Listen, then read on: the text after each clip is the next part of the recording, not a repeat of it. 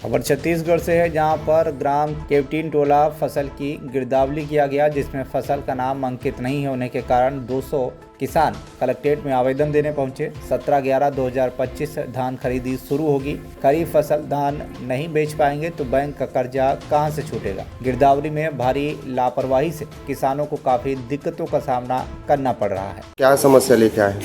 हम लोग ग्राम केवटीन टोला के हैं और समस्या ये है कि जो गिरदावरी हुआ था, मैंने परसों ग्राम पंचायत में टंग दिए थे उसको हम लोग, जिसको हमको देख करके कल जानकारी हुआ कि हमारे यहाँ कृषक का फसल जो धान लगाए हैं वो धान किसी का कृषक के मैंने अंकित नहीं है फसल के नाम। तो इसी परिस्थिति को देखते हुए हमारा फसल इस साल मैंने शासन की समर्थन मूल्य में बिक्री नहीं हो पाएगा करके हम लोग यहाँ ज्ञापन देने के लिए आए थे, एडीएम के पास आए।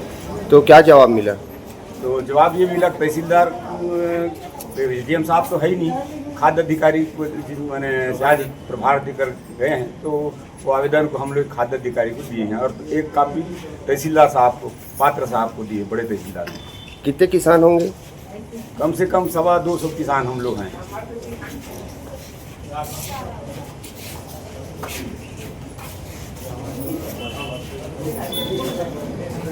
सवा सौ कृषक आज उपस्थित हुए।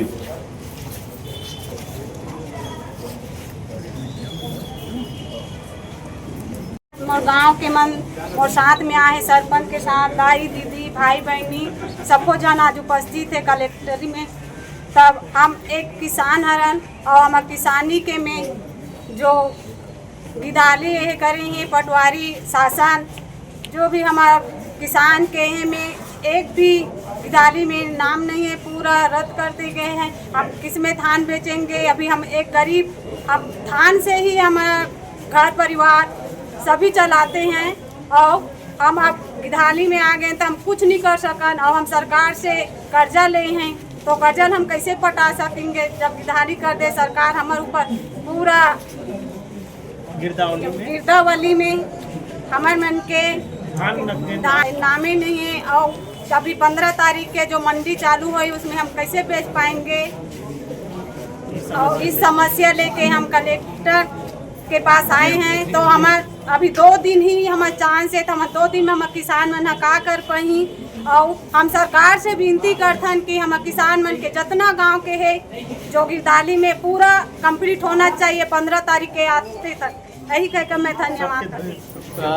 वर्ष 2025 में जो गिरदावरी किया गया है शासन के द्वारा, उसमें गांव के या पढ़े लिखे लड़के को गिरदावरी के लिए भेजा गया था। ये शासन की घोर लापरवाही है, क्योंकि किसान को पूर्ण रूप से जानकारी नहीं था।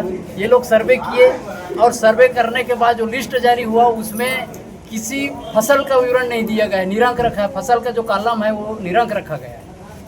इससे इस वर्ष जो 15 नवंबर से धान खरीदी होगा उसमें हम लोग कोई किसान धान नहीं बेच पाएंगे। जब हमारे खेत में फसल ही नहीं है तो हम क्या चीज़ को बेचेंगे?